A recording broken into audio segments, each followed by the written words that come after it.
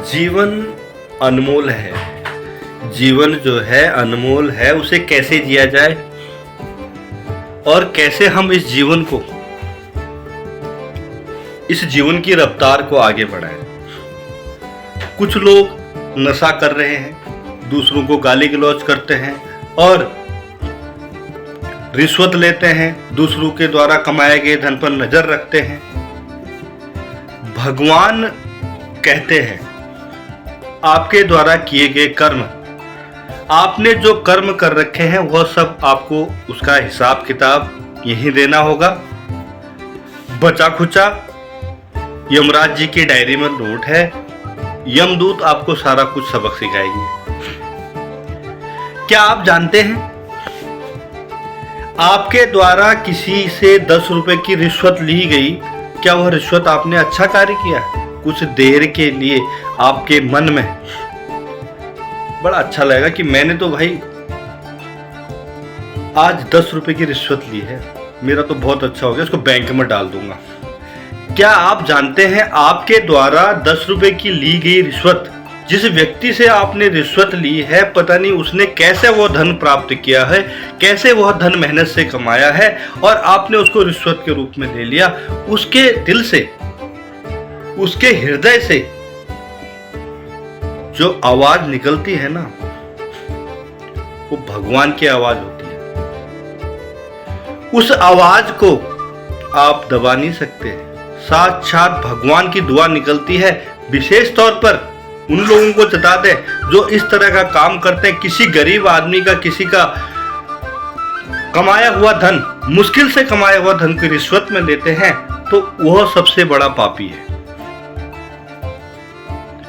जो मेहनत मजदूरी करके अपने बच्चों का भरण पोषण करता है और उसमें किसी प्रकार की कोई रिश्वत लेता है, कोई भी रिश्वत लेता है, तो वह सबसे बड़ा दंडनीय अपराध है। भगवान के घर में देर है, अंधेर नहीं है। बिल्कुल वो लोग जान लें, गरुड़ पुराण में सत्य का है, रिश्वत लेना, जो व्यक्ति रिश्वत लेता है वह अगले जन्म में अंधा पैदा होता है। अंधा क्यों पैदा होता है? क्योंकि आपने अंधे होने का जो आप बन रहे हैं, आपने ऐसे काम करे हैं। क्या पता वह 10 रुपए वो अपने बच्चों के लिए राशन के लिए रखे थे, या वह 10 रुपए हो या 100 रुपए हो या 500 रुपए है, कितने ही पैसे हो, वह पैसे उसने किसी को देने के लिए रखे हों और आपने किसी कारणवश आपने दलाली ले ली, रिश्वत ले ली, तो आपका कभी भगवान भला नहीं करेगा। यह आप ध्यान रखें। आपको इस जन्म में तो फल मिलना ही मिलना है, मरने के बाद आपको भगवान ने अगली योनि में अंधा बनाना है। अंधा भी ऐसा बनाना है कि आपको पता लगेगा कि मैंने क्या काम कर रखे हैं। शांति मिलती है, रौब मिलता है, धन मिलता है, मगर जब अंत समय आता है तो कष्ट ही कष्ट मिलता है। मौके पर कोई साथ नहीं देता। जो इस तरह के कार्य करते हैं उन्हें मौके पर कहीं भी साथ नहीं मिलता। उनकी हाई उनको लगती है, वह हाई पूरे जन्म भर ऐसी लगती है कि उनके बच्चे लंगड़े लूले पैदा होते हैं। कभी भी ऐसा काम ना करें।